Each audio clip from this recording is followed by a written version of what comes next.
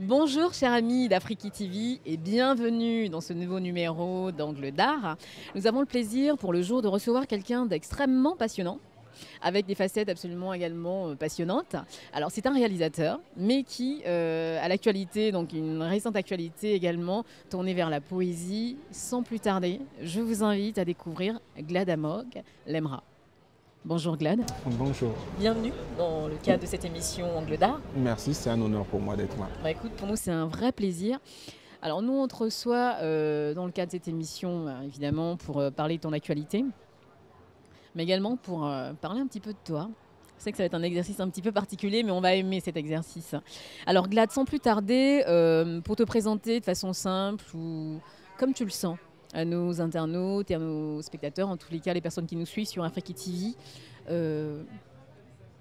qu'est-ce que tu aimerais dire? Qu'est-ce qu'on peut évidemment entendre de Glad Amog? Comment tu te présentes toi? Ouais, je sais que Glad Amog Lemra est auteur, réalisateur, metteur en scène et poète, Oui.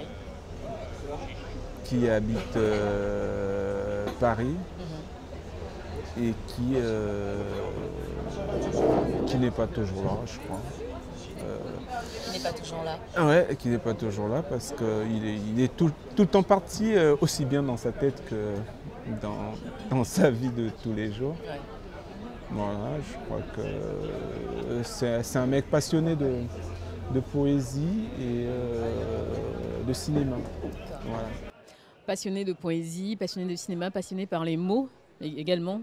Glad Amog, si tu permets. Énormément. Parce qu'on sait, pour t'avoir suivi, en tous les cas suivi ta biographie et ce que tu as fait, que c'est quand même d'abord par les mots que tu commences avant d'arriver dans le cinéma, en réalité. Tout à fait. Donc ce n'est qu'une espèce de logique finalement que l'actualité récente concerne la poésie aussi. Oui, parce que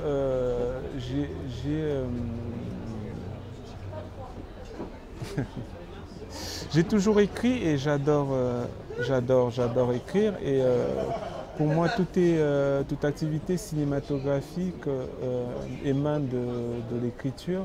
Et cette écriture, pour moi, a toujours été une expression poétique. Donc, il n'y a pas pour moi de film sans cette poésie qui est pour moi ce qui me fascine et m'a toujours fasciné. Donc écriture, image et pas autrement. Alors Glad Amog ou Lemra, de toute façon on utilisera tous les termes pour le qualifier, pour essayer de le qualifier Glad, parce que c'est assez, c'est pas complexe de te classer, mais bon, c'est un exercice qui n'est pas forcément très simple. Est-ce que dans la réalisation, dans ton travail, la mise en scène, tu t'en occupes également. Pour l'écriture, on a bien compris, j'imagine un petit peu, mais tu nous diras un petit peu plus. Donc, dans le travail de réalisation que tu fais, à la fois, donc, on a tour à tour Identité malsaine, qui est un long métrage, de toute façon réalisé en 2010 déjà. Oui. Donc, on a la possibilité également de découvrir quelques extraits. Aujourd'hui, c'est toi mon petit déjeuner. Ta matinée va être longue et très ensoleillée. Attends, petite sœur, le boulot, ça tu appelles ça boulot? Veilleur de nuit? Attends, toi tu veux ma mort ou quoi, petite sœur? Dis-moi clairement ce que tu veux faire. Vous n'avez plus besoin de moi dans la famille, ok. Regarde-moi.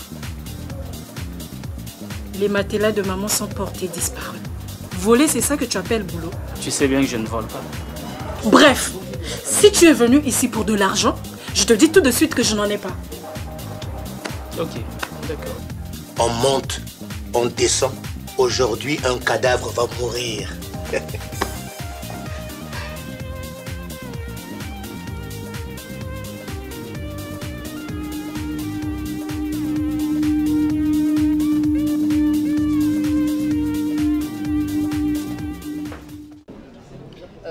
De façon générale, comment tu travailles? Tu écris tes scénarios, comment ça se passe? Oh oui, j'adore écrire, comme tu as pu le souligner d'entrée. Et c'est vrai que j'écris beaucoup et énormément. Oui.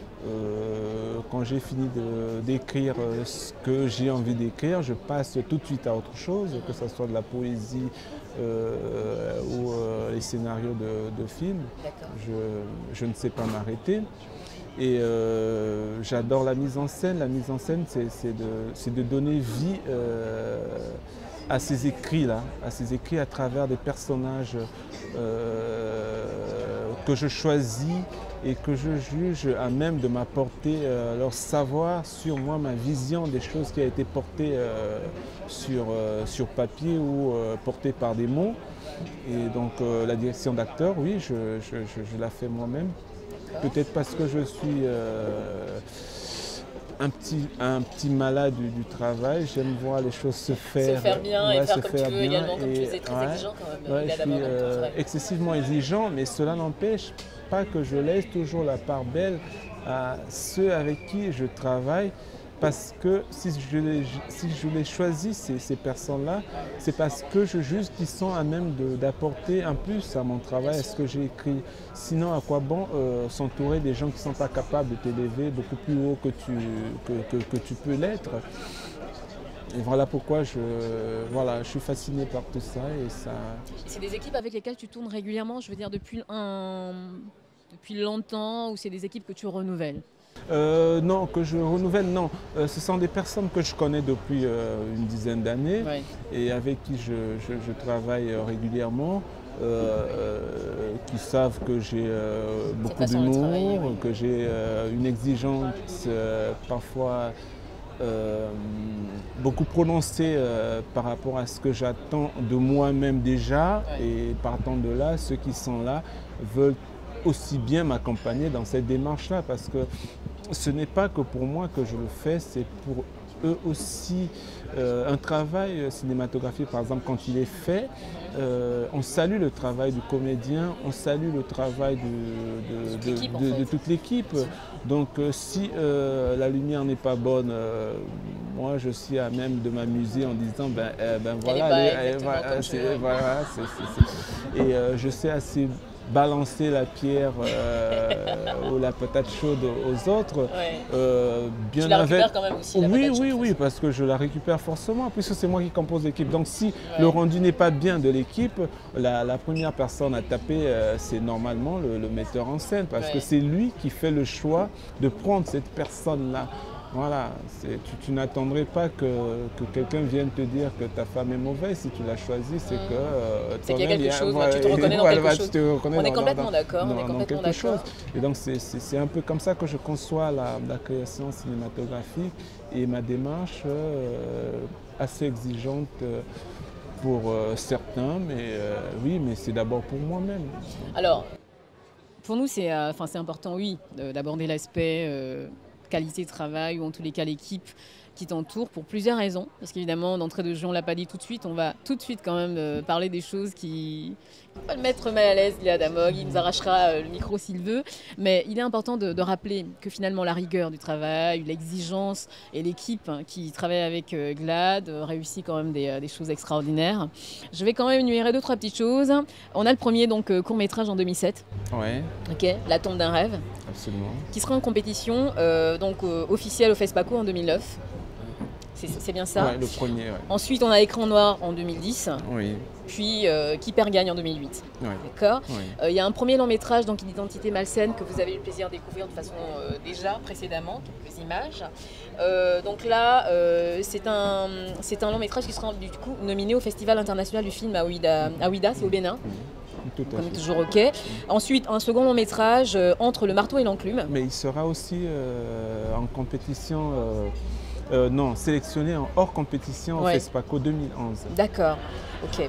Donc là évidemment, c'est quand même beaucoup d'actualités, beaucoup de réalisations qui sont saluées par tes pairs, il faut dire les choses comme elles sont, et pas des moindres. Est-ce que tu peux commenter un petit peu quand même la qualité et le résultat, en tous les cas, le succès du travail? Là, tu refuses ou tu refuses pas, en tous les cas, c'est un travail réussi qui est salué. Est-ce que tu veux faire un commentaire sur ça? Réussi, je sais pas. Je ne pense pas, parce que pour moi, l'art, c'est quelque chose qui se renouvelle et pour moi qui n'est jamais abouti. D'accord. Parce que le jour où je penserai que mon travail est abouti, je crois que j'arrêterai et je devrais passer à autre chose, ou encore je serai déjà rappelé par notre chère terre, sur laquelle on marche actuellement. Mais non, abouti, non. Je grandis jour après jour, et je suis comme un enfant qui naît, qui apprend à marcher à quatre pattes, qui se met sur ses jambes, qui avance et qui devient ado, qui court après les femmes ou autrement pour certains et ainsi de suite. Et donc ma démarche artistique, cinématographique particulièrement et aussi pour tout ce que je peux faire à côté et dans cette lignée-là. Je n'ai aucune prétention de dire que c'est quelque réussi, chose de réussi. Alors permets-nous de toute façon, Glad, d'aller dans ce sens parce que je veux dire quand on a une nomination, ok, pour le festival panafricain du cinéma à Cannes, quand on est également membre du jury quand même également du même festival, tout à fait entre nous, oui, d'accord, mais pas de fausse modestie non plus. C'est quand même un travail qui, je veux dire, qui salue, Bon, alors, on va pas forcément te pousser là, du coup, sur la même question. Prenons les choses différemment. On sait que c'est pas forcément aisé pour toi comme exercice de participer au jury. Oui. Parce que du coup, il faut juger le travail des autres. Déjà, sur ton propre travail, tu restes quand même réservé, ce qu'on peut entendre. Hein. Il y a beaucoup de pudeur dans ta façon de parler de ton travail. Alors, pour les autres, comment tu abordes tout ça? Comment tu... Pour les autres, je salue assez facilement le travail des autres parce que je sais ce que c'est que faire un film, par exemple. J'étais membre du jury du Festival panafricain de Cannes. Je sais ce que c'est que faire un film. Il y en a qui passent une dizaine d'années pour faire un film. Il y en a qui ont des projets, qu'ils ont commencé à écrire, même des projets de 5 minutes qu'ils n'arrivent pas à finir pour telle ou telle autre raison. Mais, donc la difficulté, je la connais. Je suis à même d'avoir un regard critique, mais positif sur le travail qu'aurait effectué un autre. Les autres. Et, ma difficulté dans cet exercice se trouve au moment où il faut faire un choix. C'est un peu comme vous faites des enfants, vous avez 5 gosses. Il y en a un qui a peut-être une malformation quelque part, il y en a un autre qui est beaucoup plus intelligent, il y en a un qui a une qualité que l'autre n'a pas. Et forcément, après, on te demande de faire un choix sur ces 5 gosses que tu as et que tu as apporté demain. Donc c'est toujours un exercice difficile à ce niveau, mais c'est un régal de voir ce travail qui a été fait par ses collègues, ses amis, ses pairs, parce que moi personnellement je grandis à travers cela. C'est un miroir pour moi de me dire, ben tiens, là celui-ci il a fait cela. Moi, je pourrais faire ceci, je pourrais apporter ceci ou j'aurais enlevé ceci. D'être de l'autre côté, voilà, en fait, finalement, il y a tout à fait. Et ça, c'est quelque chose qui, moi, me grandit. Donc, au fait, ce travail qui est un exercice difficile pour moi, est un exercice qui me grandit. Donc la difficulté se situe juste au niveau du choix. Du choix, d'accord. Et quand tu as été amené évidemment à faire des choix, est-ce que du coup tu mobilises les critères qui te permettent toi de travailler? Ou alors tu arrives à essayer de mutualiser tes critères, ta perception des choses avec le reste du jury? Comment ça se passe à ce moment-là? C'est aisé ou pas? Tu vois, là je parle quand même parce que oui, à ce niveau, ce qui est parfois, j'ai envie de dire gênant, mais est-ce que c'est le mot? Je ne sais pas trop, parce que le français il est parfois assez complexe. Parce qu'on a des critères. Oui. Quand on est membre du jury, on a des critères sur lesquels on se base pour décider. Tu veux dire des critères prédéfinis? Prédéfinis. Une espèce de cahier des charges, tout à fait, pour déterminer celui ou celle qui mérite d'être à tel ou tel endroit recevoir tel ou tel prix. Dans tous les cas. Et après, moi, je ne m'arrête pas dessus. Je ne m'arrête pas dessus parce que ça, c'est un peu comme pour moi mécanique. Je vais au-delà de ce qui a été établi d'une certaine façon par une structure pour mener le travail, pour valoriser un travail. Moi, je vais dans le travail. Je vais violer l'intimité du travail pour essayer de rechercher ce qui va au-delà des critères qu'on m'a donnés. Alors, violer l'intimité du travail, est-ce que tu peux juste, pour nous? Oui, Violer l'intimité Expliquez. du travail, c'est de ne pas se contenter de ce qui laisse paraître le travail. D'accord. Donc aller Ouais. vraiment aller creuser. Aller creuser dedans, imaginer, penser un seul instant les difficultés que la personne a pu avoir. Ouais. Pourquoi tel plan et pas un Et autre, pas tel autre. Pourquoi le micro par exemple il a traîné alors qu'il ne devrait pas être, il devrait pas être là. D'accord. La question serait de savoir est-ce qu'on peut délibérément laisser traîner le micro. Alors moi je pose la voilà. question, c'est vraiment pas fortuit. Hein. C'est-à-dire que là au début de la conversation, on a bien compris le côté exigeant, ton travail perso. Et donc sur l'exercice également de jury du coup pour le festival, obligé quoi, tu mobilises du coup également ces réflexes d'exigence, on va regarder dans les détails, etc. Le résultat, je pense que le résultat c'est que finalement quand tu fais un choix ou que vous arrivez à vous mettre d'accord sur un choix, c'est le choix le plus, le plus indiqué au moment où vous le faites, on imagine, mais c'est pas toujours simple là, de toute façon. Non, le choix le plus indiqué pour les personnes qui ont été choisies. Mais on est d'accord. Oui. De toute façon c'est le contexte, on n'y peut rien dans l'absolu. Oui, absolument, absolument. Dans l'absolu. C'est pourquoi j'ai toujours tendance à dire aux réalisateurs déjà que je suis, que le prix que l'on reçoit lors d'un festival ou d'un quelconque événement n'est pas forcément l'aboutissement Ou la réalité, pour en tout la cas, réalité, désigne complètement voilà, tout à le fait, travail tout qu'on à fait, on est fait, d'accord, tout à parce que fait. c'est évidemment à un moment donné, dans un contexte donné, avec des critères précis. avec des personnes dans une Voilà. perspective précise aussi du moment, qui peut-être dans un autre contexte aurait fait un autre Tout à choix, fait, etc. On est complètement absolument, conscient de ça. voilà. On est complètement conscient de ça, mais bon, on retrouve des choses. Alors, Glad, je reviens évidemment sur un petit peu ce qui peut te caractériser, l'œuvre complète, ou en tout cas la personne, parce que Glad, on peut quand même le percevoir également, enfin, on peut lire ses réalisations, son travail à travers sa personnalité, difficile à cerner, ou refuse d'être cerné.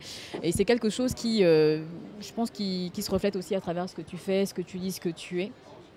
Oui, Tu refuses le confinement, oui. par exemple, les différentes collaborations que tu vas avoir, évidemment, vous parcourir, ça va être teinté en fait de plusieurs couleurs. Ça peut être au Cameroun, ça va être au Burkina, ça va être un petit peu partout finalement. Ça te tient tant à cœur que ça de ne pas être confiné, de ne pas être amené forcément à quelque chose. Quelle dimension, comment tu peux qualifier cette façon-là d'être, de travailler? Ah oui, mais je pense que l'artiste est un mix de tout. Ouais. Un mix de tout, et c'est ce qui fait la grandeur d'une personne par rapport à une autre. Ce n'est pas que l'artiste est plus intelligent que quelqu'un d'autre. Non, l'artiste est un dépassement de l'humain. Limite un peu de folie, j'ai envie de dire. En quoi il serait un dépassement de l'humain? Un dépassement de l'humain parce que tu peux avoir les mêmes idées que moi, là, humainement parlant, mais l'artiste aurait le cran de faire valoir et d'imposer ce regard-là. Est-ce que ce serait une dimension inhumaine finalement ou supra-humaine, là, le côté artistique un petit peu? Oser. Oser, c'est le côté oser. Oser et teint de folie. Folie nécessaire en tous les cas pour différencier ce qu'on va faire artistiquement de ce qu'on ferait si on n'était pas artiste. Est-ce que c'est possible qu'il y ait quelque chose qui ne soit pas tout à fait artistique en réalité? Qu'est-ce que tu en penses? Moi je pense que c'est un petit peu complexe d'imaginer qu'il n'y ait pas quelque chose d'artistique, peu importe ce qu'on fait. Oui, mais la seule démarque, c'est qu'il y en a un qui a ce qu'il faut pour le mettre en valeur. D'accord. Et c'est celui-là qui est mis en avant, hélas. Parfois, c'est pas lui qui a l'idée. Ok. Il y a beaucoup de choses qui caractérisent Glad Amog. Hein. De toute façon, aujourd'hui, moi je trouve tous les termes. Après, il sera d'accord, il ne sera pas d'accord. Il y a beaucoup de sagesse dans les mots qu'il dit. Évidemment, on a eu notre échange en off. Et là, je ne sais pas ce qui vous semble, mais nous, c'est un petit peu comme ça qu'on ressent les choses. Tu as beaucoup appris. Je t'ai entendu dire tout à l'heure en conversation qu'il faut savoir écouter. Oui. Pas écouter pour écouter, mais évidemment se faire petit pour laisser les autres te grandir. Ça, c'est quelque chose qui caractérise ta façon d'être, mais également ton travail.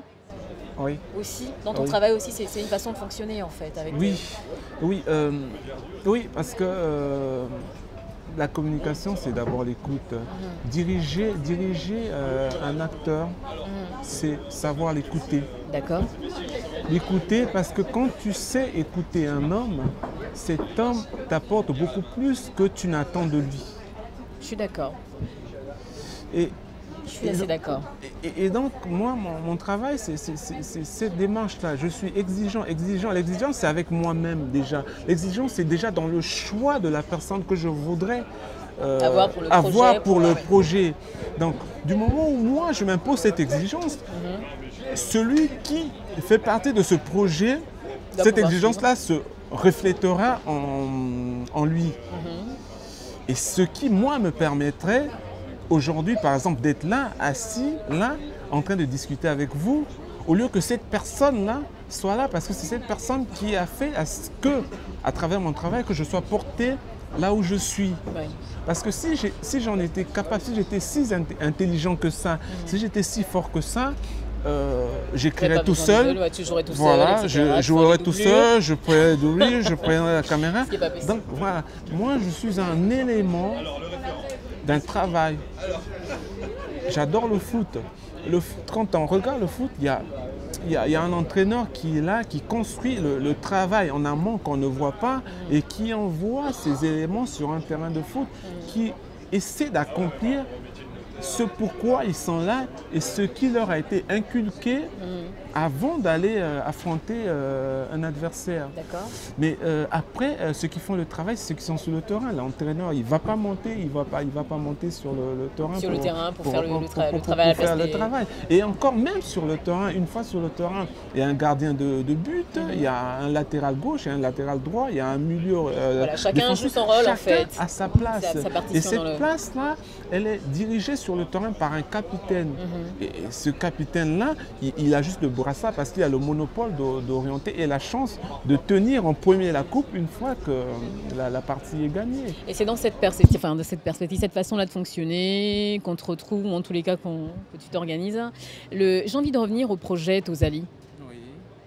D'accord. Donc c'est un projet par lequel tu as réussi, vous avez tous réussi, parce que finalement on ne va pas parler de tu. On a bien compris que la dynamique c'est le groupe, hein, c'est l'élément au milieu des autres éléments. Absolument. Donc c'est un projet pour lequel vous avez finalement réussi en fait à mutualiser le travail de plusieurs réalisateurs congolais pour produire donc 10 courts-métrages qui s'appellent donc Mensonge légal. Oui, et le mien c'est Mensonge légal dans cette compilation. Dans cette compilation de courts-métrages. La démarche c'était quoi? C'était de se dire, quoi que l'on fasse, on vient de quelque part. J'ai eu la chance de travailler un peu partout et d'avoir fait mes armes dans d'autres pays plutôt que dans le mien. Oui.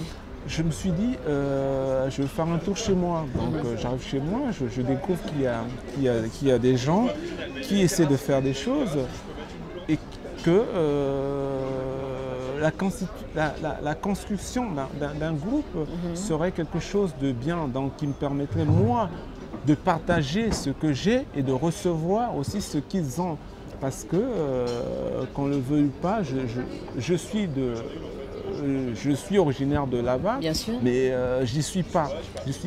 Donc partant de là, avec un ami qui est au Havre, on avait pensé qu'il fallait aller dans ce sens-là. Voilà ce qui a été fait. Et ça, au sorti de là, nous avons composé avec les réalisateurs sur place, amateurs ou pas amateurs, trouver un moyen de rassembler ces compétences-là, cette réflexion pour porter ou redonner une certaine forme de lumière à ce cinéma qui est en berne depuis des lustres. D'accord.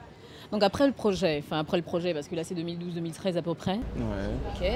Donc petite rupture cinématographique pour arriver sur la poésie ou... Alors, nous on est ravis, on est vraiment ravis de la personnalité que tu es, Glad. Je ne le dis pas parce que tu es invité, c'est vrai.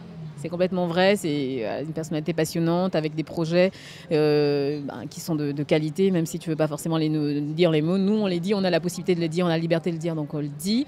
Donc petite rupture cinématographique, poésie, pour continuer de façon jouer avec les mots, parce que ce sont les mots de toute façon que tu mobilises dans tout ton travail, même de réalisateur, de metteur en scène, etc.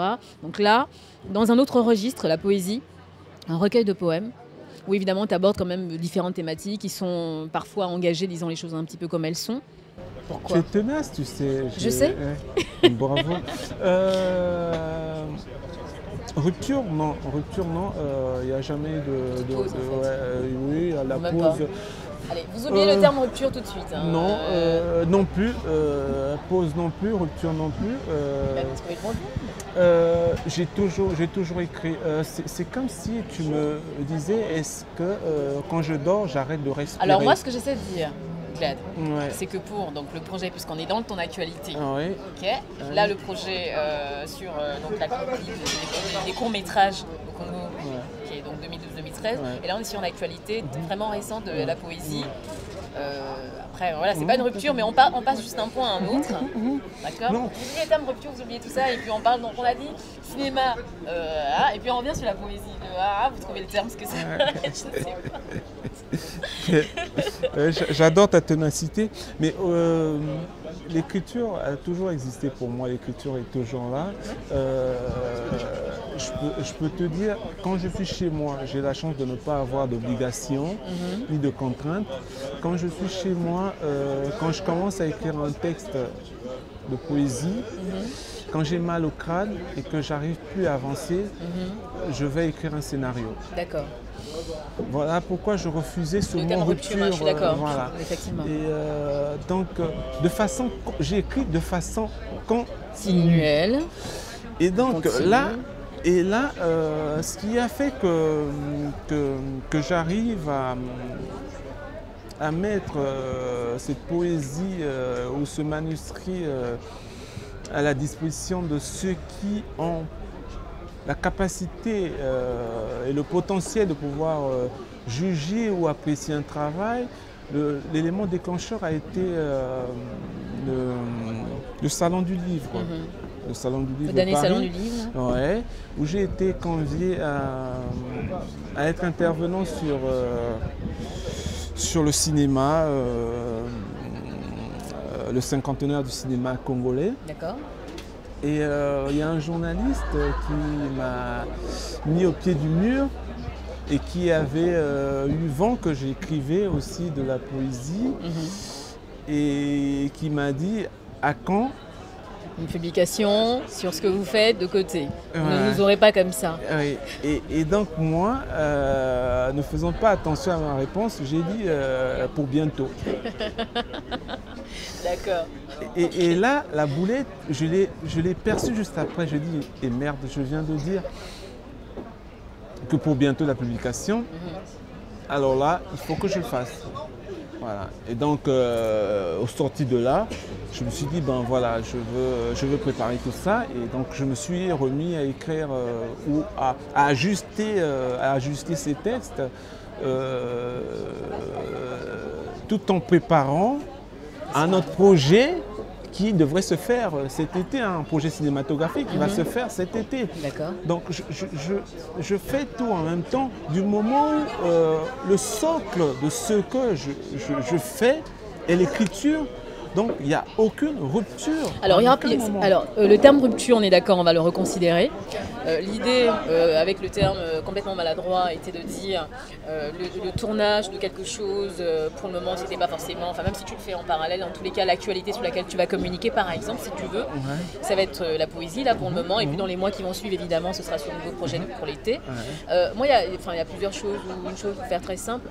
Tout à l'heure, quand tu expliquais la création, ou en tous les cas l'écriture de tes textes, de la poésie, tu disais quand tu as mal à la tête, tu vas sur les scénarios. Est-ce que ça veut dire que de travailler sur la poésie va être plus laborieux ou en tous les cas nécessite quelque chose de différent? Et si oui, ce serait quoi par rapport à l'élaboration d'un scénario, par exemple? Oui, la poésie, c'est quelque chose de fort, de prenant, mais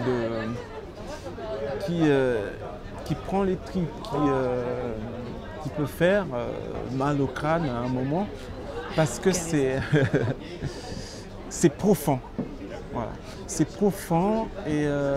Tu vas chercher plus au fond de toi pour faire un Dans texte mon de poème ventre, que de faire un scénario?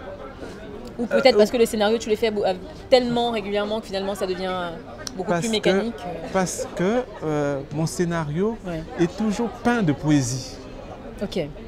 Donc quand je vais puiser dans mon ventre pour pondre une poésie, je dépense déjà énormément d'énergie, l'énergie nécessaire qui arrive en surface. Et une fois en surface, avec le scénario, ça coule beaucoup plus facilement parce que je l'ai sorti de mon ventre. D'accord. Et donc au niveau du scénario, c'est juste un ajustement de ce qui a été déjà pendu. D'accord. C'est pourquoi je dis que je vais à la limite me reposer. C'est maladroit pour ceux qui fournissent beaucoup d'efforts pour écrire un scénario. C'est maladroit, voilà, c'est tordu. Mais pas pour moi en tout cas, parce que le plus grand a été fait. Oui. Le plus grand a été fait, c'est de sortir.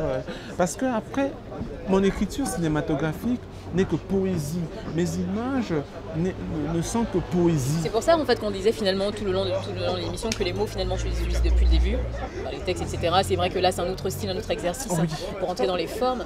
Ok, alors la Glad, ok, on est en train de tirer malheureusement vers la fin de notre émission. Il y a un exercice auquel on va essayer de te soumettre.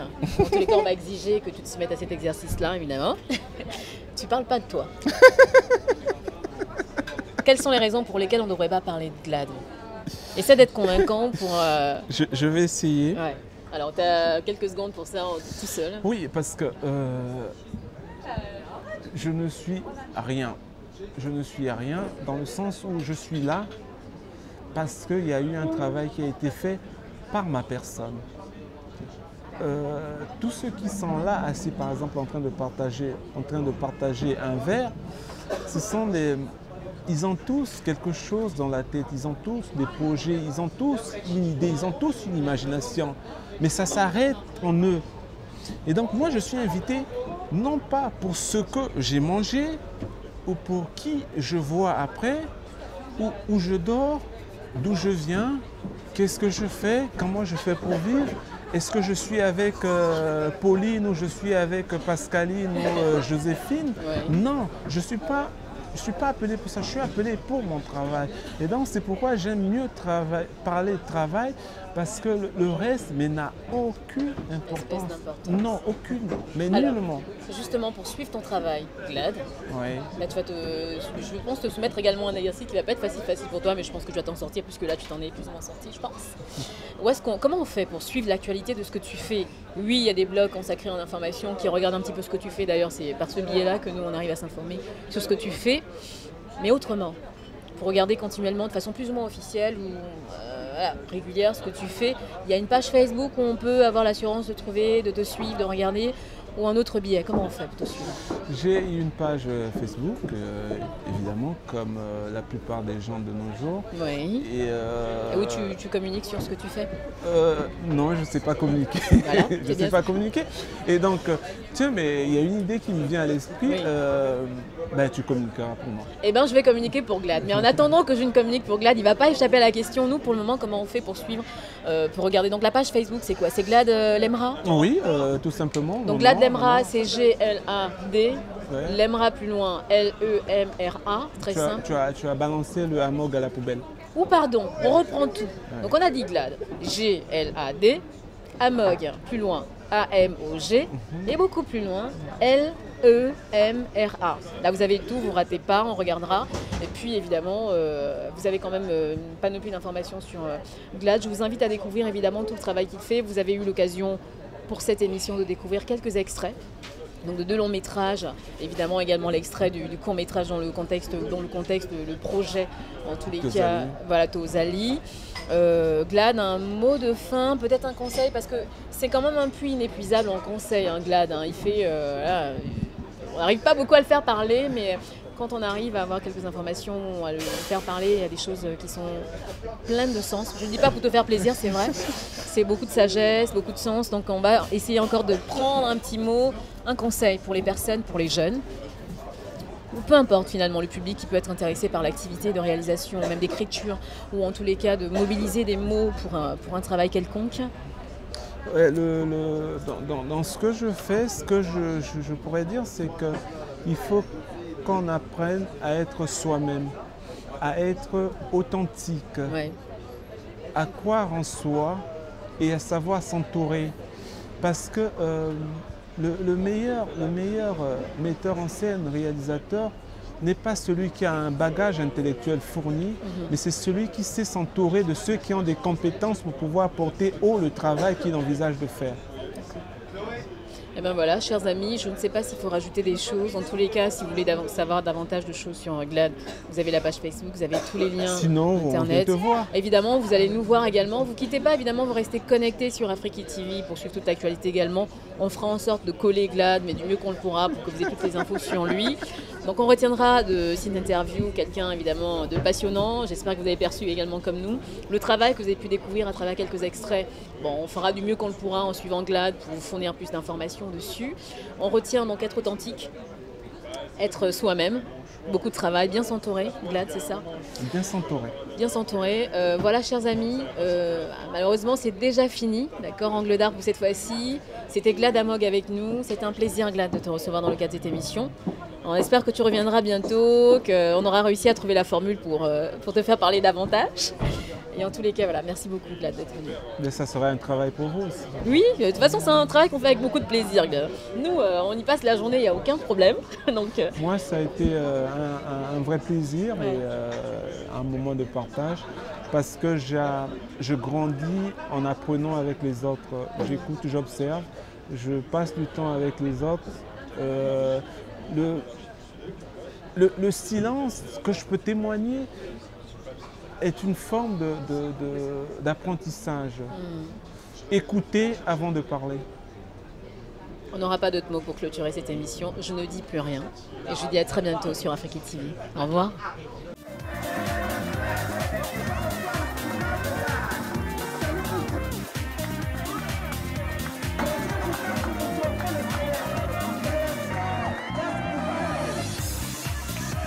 Bonsoir Viviane. Bonsoir Thomas.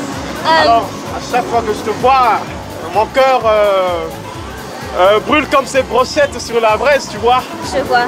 Je lave tes caleçons, je te fais à manger. Qui fait le ménage dans cette maison? C'est encore moi. Tous les jours que Dieu fait, tu montes gratuitement sur moi et tu te mets à hurler comme un porc avec ton haleine de chacal là. Je t'ai fait un enfant. Tout ça mérite un salaire? C'est pas un travail à plein temps ça? Tu appelles ça travail, toi? Oui. Mais toutes les femmes du monde font ça. Elles vont au travail le matin et rentrent s'occuper de leur mari après. Allez, debout. J'ai perdu un travail. J'ai perdu ma femme. Et bientôt je vais te perdre si tu continues. C'est ce que tu veux? Que je te perde aussi?